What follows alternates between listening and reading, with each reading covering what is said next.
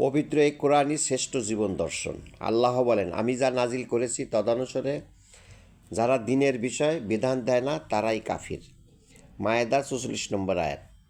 আমি যা নাজিল করেছি তদনুসারে যারা জীবন দিনের বিষয় বিধান দেয় না তারাই জালিম। মায়েদার ৪৫ নম্বর আয়াত। আমি যা নাজিল করেছি তদনুসারে যারা দিনের বিষয় বিধান দেয় না তারাই ফাসিক। মায়েদার ৪৭ নম্বর আয়াত। দিনের সকল বিষয়ই মীমাংসা হবে এই কোরআনে। তারিখ ১৩ নম্বর আয়াত। কাজেই দিনের ক্ষেত্রে ইজমা, কিয়াস, ফিকা, শাস্ত্র, মানবরচিত গ্রন্থ, হাদিস মোতাবেক কোনো বিধান দেয়া যাবে না। তারপরও যদি কেউ এমনটি বলেন যে দিনের যে সকল বিষয়ে ফয়সালা পবিত্র কোরআনের মধ্যে পাওয়া যাবে না, সে সকল বিষয়গুলো ইজমা, কিয়াস, ফিকা, শাস্ত্র, মানবরচিত গ্রন্থ, হাদিসের কিতাব দিয়ে সমাধান দিতে হবে। এমনটি যারা বলেন তাদের কথায় প্রমাণিত হয় যে এই কোরআনে দিনের বিষয় অপূর্ণ। কিন্তু না, এই কোরআনের দিনের ক্ষেত্রে পরিপূর্ণ। কারণ সর্বশেষ ওহির মাধ্যমে আল্লাহ জানিয়ে দিয়েছেন, আজকে তোমাদের দিনকে পরিপূর্ণ করে দিলাম। মায়েদার ৩ নম্বর আয়াত। সত্য ন্যায়ের দিক থেকে আল্লাহর বাণী পরিপূর্ণ। আল্লাহর কথার কোনো পরিবর্তন নাই। আনাম ১১৫ নম্বর আয়াত। তাই আল্লাহ বলেন, যদি তুমি অধিকাংশ মানুষের কথা মতো চলো তাহলে তারা তোমাকে আল্লাহর পথ হইতে বিচ্যুত করিবে। আনামের ১১৬ নম্বর আয়াত। কাজেই অধিকাংশ মানুষ নিশ্চয় আল্লাহর পথে নেই। কাজে এই কোরআন দিনের ক্ষেত্রে পরিপূর্ণ দলিল, এতে কোনো সন্দেহ নেই। দিনের ক্ষেত্রে কোরআন ব্যতীত অন্য কোনো কিতাবের কোনো প্রয়োজন নেই। তারপর যদি কেউ বলেন যে নবী মুহাম্মদ সাল্লাল্লাহু আলাইহি সাল্লামকে অনুসরণ করার ক্ষেত্রে হাদিসের অনুসরণ করা দরকার, তাদের দৃষ্টি আকর্ষণ করে বলতে হচ্ছে যে নবী মুহাম্মদ সাল্লাল্লাহু আলাইহি সাল্লাম যা অনুসরণ করেছেন তা যারা অনুসরণ করেন তারাই নবী সাল্লাল্লাহু আলাইহি সাল্লামের অনুসারী। নবী মুহাম্মদ সাল্লাল্লাহু আলাইহি সাল্লামকে আল্লাহ জানিয়ে দিয়েছেন যে, হে নবী, তোমার প্রতি যা ওহী অবতীর্ণ হয় তুমি শুধু তারই অনুসরণ করো, অন্য কিছু অনুসরণ করো না। আনামের আয়াত নম্বর ৫০। কারণ নবী সাল্লাল্লাহু আলাইহি সাল্লাম ওহী ব্যতীত কাউকে সতর্ক করেননি। আম্বিয়ার ৪৫ নম্বর আয়াত।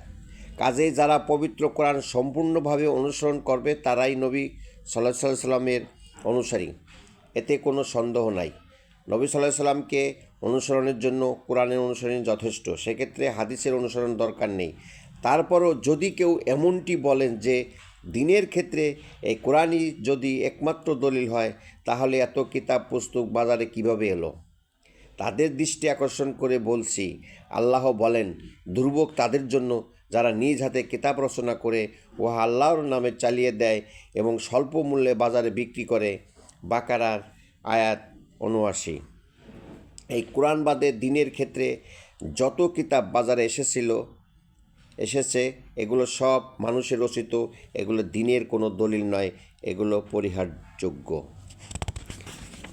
এরপর কিতাবীদের ভেতর এমন অনেক লোক আছে যারা কোরআনের যে সকল আয়াতগুলোর অর্থ নিজেদের মতো বিরুদ্ধে যায়, যে সকল আয়াতগুলো সমাজে গোপন রাখে, জনসমাজে সেগুলো প্রকাশ করে না, এদেরকে সতর্ক করার জন্য আল্লাহ বলেন যে আমি আমার আয়াতসমূহ স্পষ্টভাবে কিতাবে ব্যক্ত করার পরও যারা সেগুলো গোপন করে তাদেরকে আল্লাহ অভিশপ্ত করেন বা লানত করেন।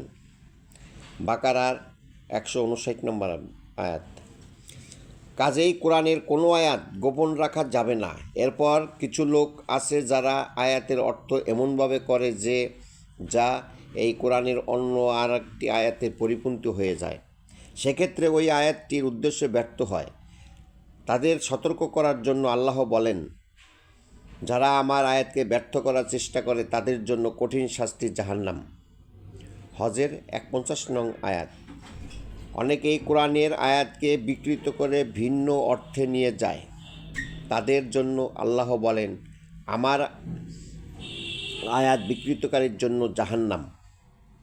৪১ নং সূরার ৪০ নম্বর আয়াত। ২ নম্বর সূরার ৭৫ নম্বর আয়াত।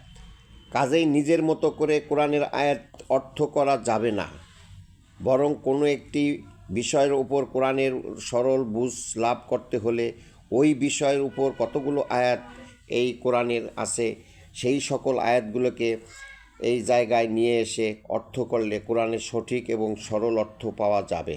এজন্য কোরআন থেকে বিষয়ভিত্তিকভাবে আলোচনা করলে কোরআনের অবব্যাখ্যা থেকে মানুষ মুক্তি পাবে।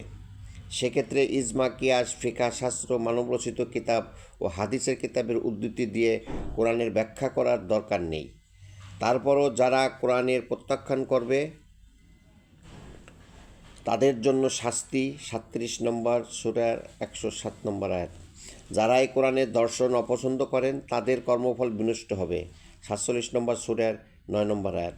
আমাদের উচিত মানবরচিত গ্রস্ত ভিত্তিক দিনের বুঝ পরিহার করে বিষয়ভিত্তিক কোরআনের মাধ্যমে দিনের সঠিক বুঝ সমাজে প্রতিষ্ঠিত করা।